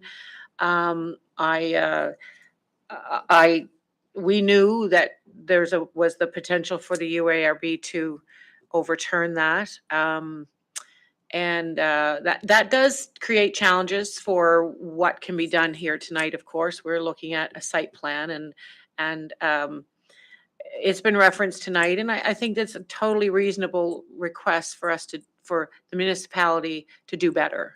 in this regard in relation to the bylaws around planning and development, in particular, certainly in CDs, but in a number of things. And as Councillor Hensby had noted, we are going through some of that, but it's important as well for you to know that the criteria, as was stated, and I appreciate the presenter to say that kind of criteria can't be, it has to be looked at in what's in place today. And anything changing in the future would be a decision of regional council. But it's good for us to have this kind of environment and situation for us to be able to speak intelligently and with valid examples of why things like that need to change and be done better. The piece around the mitigation around the noise, dust, the buffer, it's really still very strongly a concern to me. I really appreciate the very visual presentation of the reality of what's happening there. The C&D sites can be noisy. It was very much suggested it's noisy, it's dusty. It is vitally important, though, to this municipality, and I think that's worth noting today as well. We as a municipality have continued to have to address housing applications, homeless people who are struggling, residents every day that are a phone call away from a landlord of being in an unhoused situation. So housing has to happen, and therefore C&D sites need to be available. I can see that this kind of thing has to happen, but I feel I have grave concern around as well the wetland. The wetland impact is potentially significant, and it's always a struggle from a staff perspective on the policing of these sites, with resourcing, with interpretation of policy. That they have no, our staff have no desire to go one way or another. They are driven by the policy and the interpretation of it. So that can change in the future. So I'm like Councillor Hensby. I'm still entrenched in the position that it doesn't, to me, it doesn't feel right yet. We are pushed to the point of having to consider some decisions that are tougher than others around. We don't really have a good reason not to support it. I still feel like tonight I have a good reason. I feel strong in the ability to not support it. Whether or not that happens the next time, if it's this applicant comes back in with something that does address some of these things, but that is also progress. That is hopefully a cause and effect. If this appeal is upheld, and the applicant says, okay, I got to go back to the table and consider all these things, hopefully that's will be looked at as progress, because we might not be able to stand here on that particular day and support an appeal. So tonight I'm comfortable with supporting the appeal and not supporting the staff recommendation. Thank you, Councillor Kent. Go ahead, Councillor Mancini. Thank you, Madam Chair. So yes, this is not new to us. I've visited the site. I've been in some of your homes and having conversation about the C&D plant. And, Councillor Kent is right. We need C&D as we're one of the fastest growing municipalities in the country. We have some rules and they're in place. They may be outdated. We've dealt with that in a lot of development around our municipality when we were having to deal with the rules that are in front of us. For me, I'm similar to Councillor Kent. Is what stands out for me is the wetlands, and we talk about wetlands in this province a great deal. I have a question for staff. If Ashley could come up, or maybe even this is for the solicitor. Can this community council pause what's going on today and request? Do we have the authority to request a biophysical assessment? Because I've heard from the applicant they have done that work, but I haven't seen that. My concern is that it was identified to us tonight, there may be wetlands that are not being identified, and that's concerning to me, because once we start, then it's too late. So I don't know if we have that authority or not, so, okay, thank you.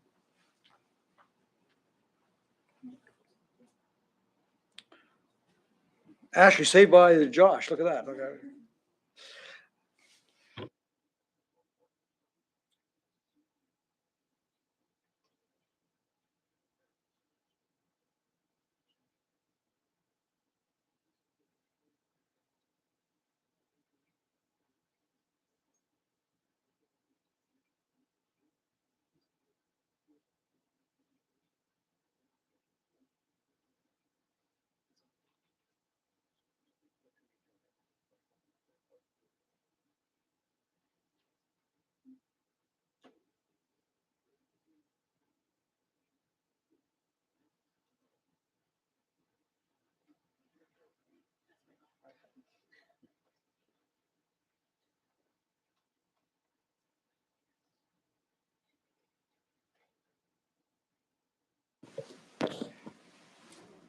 Madam Chair, through you to the council. Luckily, we have some senior planning staff here with us as well. I think there might be two options. One would be to ask for a supplemental report to deal with the wetland question. I think sounds like that's what you're aiming at. So it could be adjourned, ask for a supplemental report, and then it would come back. Or I think the other option would be to vote in favor of the appeal and then basically would put it back to the developer to come back with a new application, which could address those points. Thank you for that, Josh. So, colleagues, my feeling on this is, it goes back to the applicant. We're back here again. Will that question still be answered? Can we ask, I'm leaning towards asking to pause, ask for a supplementary report, specifically on the wetlands, and having that biophysical assessment done by an independent party and to confirm if that's the case. And if it's not the case, well, then we're here. It's delayed. 8 years is waited, so unfortunately, the applicant will have to wait again. If it's confirmed there is wetlands there, well, that's a whole different kettle of fish, and then that site plan it's not relevant, in my opinion. I look for the council of the area for his opinion on it.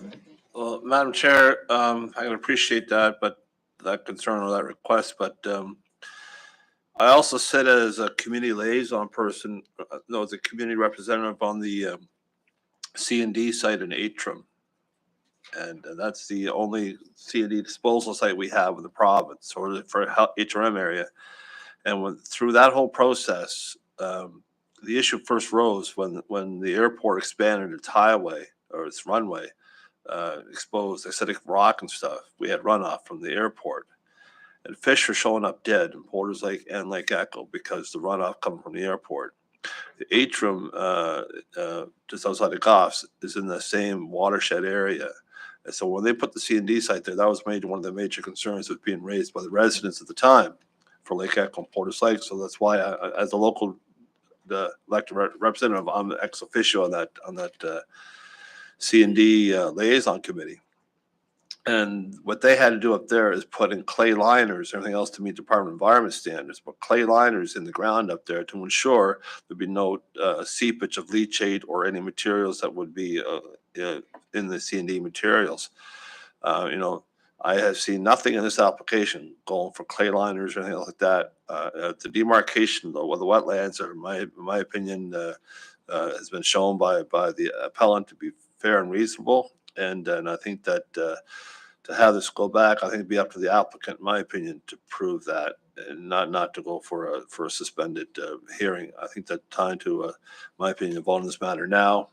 And I still encourage the province to do what it should be doing in the first place, is relocate this in an appropriate location. Can you take the chair for a second? I'll take the chair. Okay, Madam Chair. Perhaps be easier for another, because I think I'm looking. Okay, go ahead. Thank you. Yeah, I just want to speak to this as well and to your suggestion for a supplemental. I know that we need C&D facilities. We are in a building boom, but absolutely not in a residential area. Absolutely not. I have residents in District 4 who are tormented because the bylaws and the land use bylaws cannot be changed, and their quality of life is severely affected. Their property, their property values affected. No one wants to live there. They can't open their windows in the summer. The dust is intense. They can't breathe. The noise is constant, and there's no compliance officer that's going to help them because they're allowed to. No, that's not actually the Ross Road site. No, I'm not even talking about that. I have 2 other places, and no, absolutely not. So even if there were not the considerations for wetlands, this is not a good idea. Once this goes in, once this is approved, there's nothing that's going to protect the residents. No, no, no. So absolutely not. I will not be voting in favor of this facility at all. We do need this facility, not in this area at all. So whatever needs to happen, do it. Provincial, our staff, like, no, if the land use bylaws are outdated, then I don't understand why everything takes so long. But this is a very wrong and dangerous decision for the community. 500 trucks a day on one of my residential streets. 500. Tell me how a person can live with that amount of traffic. Yeah. Okay. Yeah, we don't have to say it. No. This is not right, and it's not okay. No. So I will not be supporting a supplemental. I will be voting for the appellants. Absolutely, and whatever that means, that means. But this needs the fact that this can be allowed in this area needs to change. Thank you, Councillor Purdy. I'll now relinquish the chair back to you. Okay. Thank you. Go ahead. Yes, second time round. Yes, thank you. Just on Councillor Mancini's question around which way to go, I had wondered the same thing, and I'm glad he asked that question. But I think tonight we have 2 things to consider here. For me, is I think the onus needs to be on the applicant to provide what is needed to satisfy us. So I would rather not defer. I would rather vote in favor of the appeal. I also think it's an important, if for any reason it ends up being challenged in a Supreme Court, I stand strongly behind the rationale that we have. I don't feel any concern. Sometimes we're put in the position of having to a passionate plea, as Councillor Purdy has done, around, I just think it's the wrong thing to do. That doesn't always hold up. It's passionate, and it's great that we have councillors like her.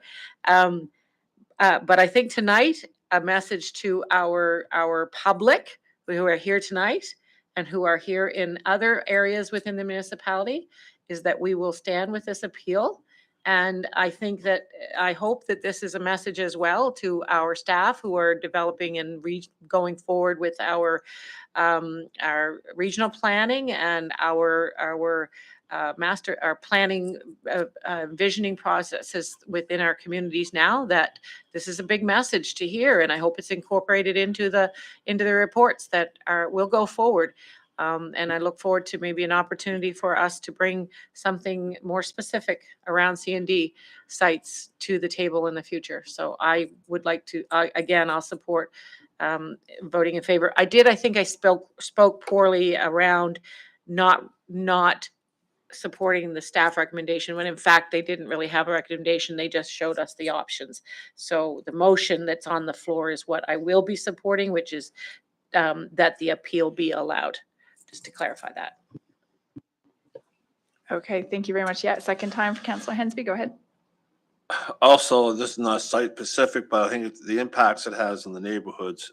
We talked about not just the wetlands on site, but we have to take into account the traffic issues.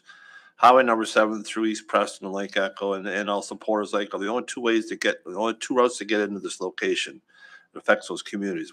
We've already heard about the complaints we have on Ross Road about materials being fallen off of trucks and flat tires because of roofing nails and everything else like that.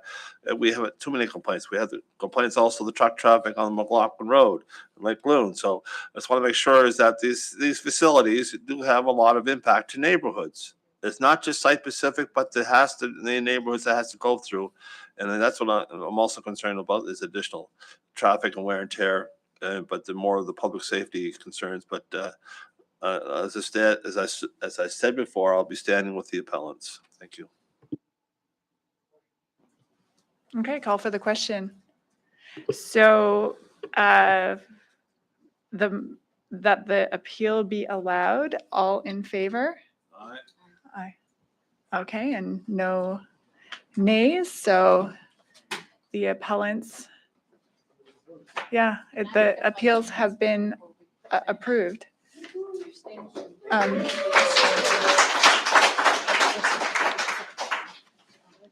Okay.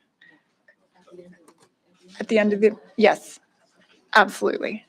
Okay, wonderful. So thank you everyone for coming. Thank you for speaking and for all the correspondence that we've received. It's greatly appreciated.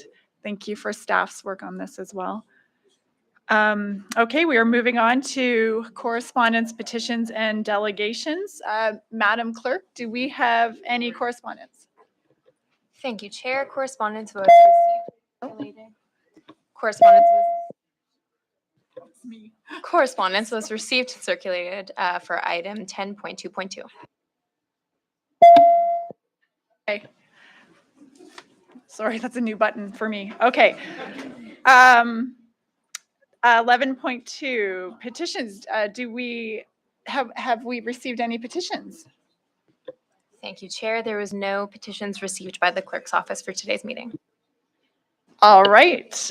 That takes us to presentations, which we have none. And then we have public participation. So I am going to ask if anyone here in the gallery would like to speak. You would have 5 minutes to speak on any topic you would like to speak on.